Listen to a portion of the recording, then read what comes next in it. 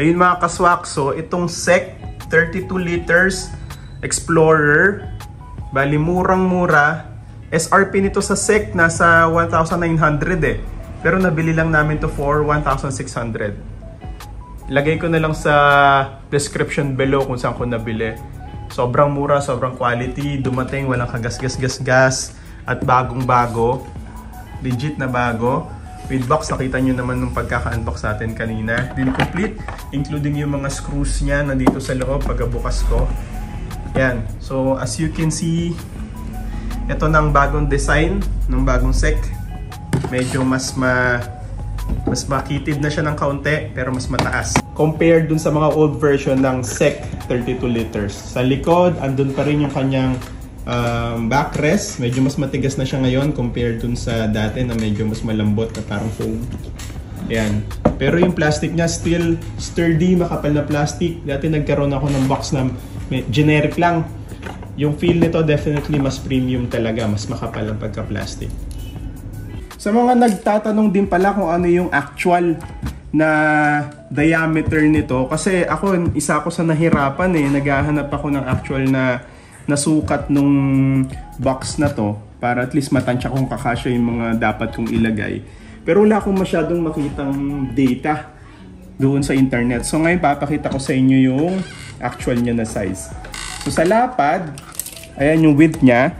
So sagad-sagad yan dito sa pinakagilid.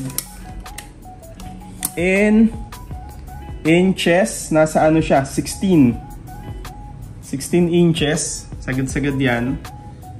Around 41 centimeters. Ayan. So isin natin. Baligtad yan.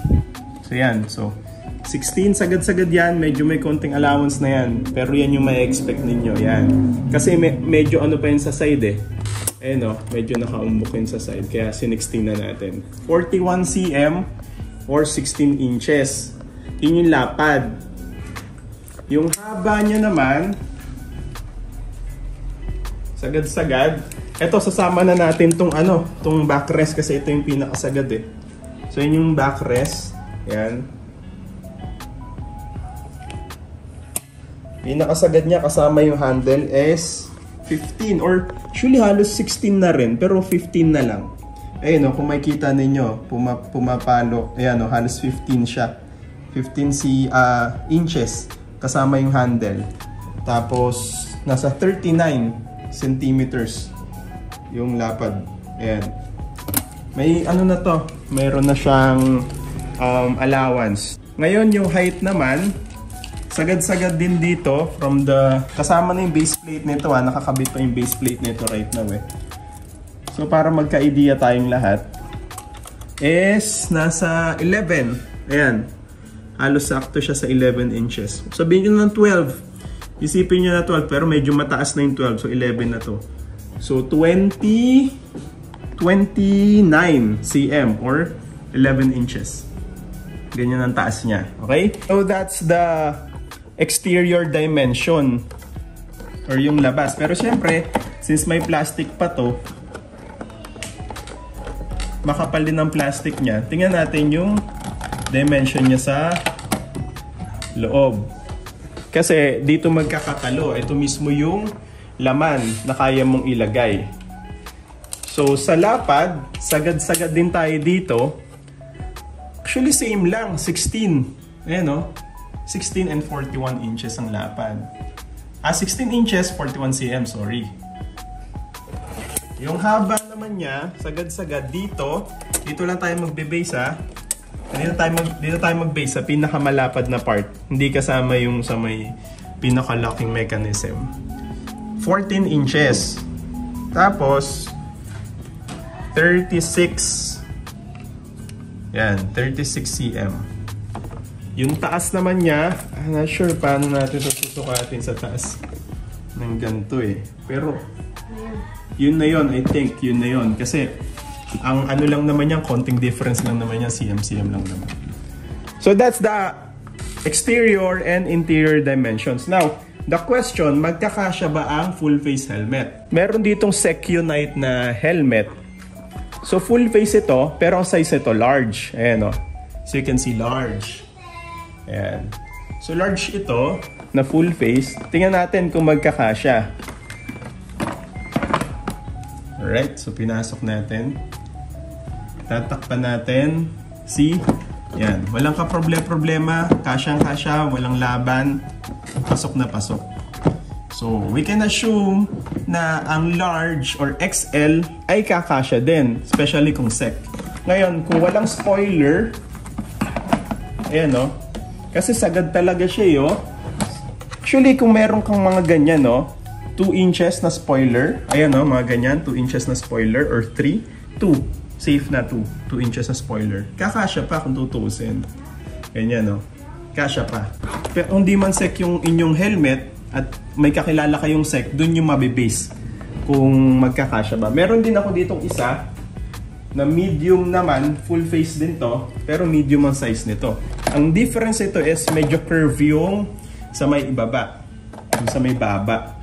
So titignan din natin kung kakasya to kasi technically pag nakapatong to, mas mataas to kasi naka-curve yan Tapos medyo mas mahaba ng konting spoiler. I think kakasya to, especially medium to.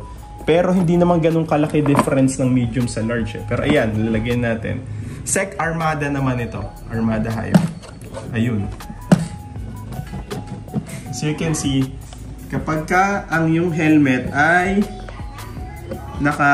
merong yung sa baba, sa chin niya, medium pa lang to guys Imagine kung XL na to. Hindi nyo na siya maisara.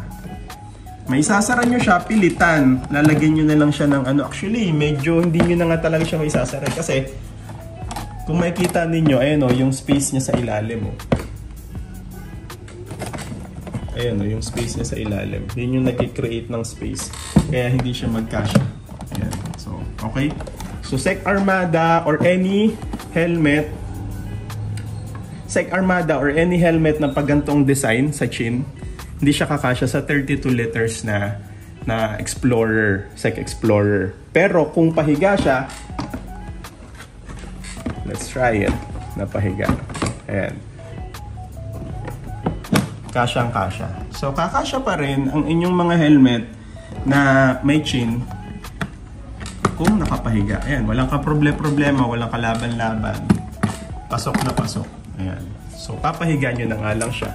Ayan, ganyan siya. Or, it's up to you. Basta, ang bottom line is kakasya siya pag nakahiga. Pero pag nakatayo, hindi siya kakasya. Pero kakasya ang full face helmet? Yes, definitely kakasya siya. Depende na lang sa klase ng helmet ninyo. Alright, so that answers our question tungkol sa dimensions and yung kung kakasya ba ang full face helmet. Alright? So, another nga pala na may add natin is bumili na rin tayo ng DC Monorack. Itong DC Monorack usually nasa 1,200 ito for Bergman. Nabili lang namin siya for 1,000 pesos. So, in total, itong dalawang to, 2,600 lang siya including the shipping. Pero syempre, depende pa rin kung may vouchers kayo, free shipping, etc. Doon kayo makakatipid. Pwede pang bumaba to. Pero definitely, this is a good buy. Ilalagay ko sa link or sa description below yung link kung saan ko nabili to sa Shopee. And nagsasend sila ng video for update. Pag isi-ship na nila. Very good. Napakagaling ng seller. Napakaganda. And super goods tong Sec na to. Super quality as I can say. So Sec talaga kami sa helmet man or sa dito sa box. Alright, so yun lang mga kaswak. See you next time. Bye-bye.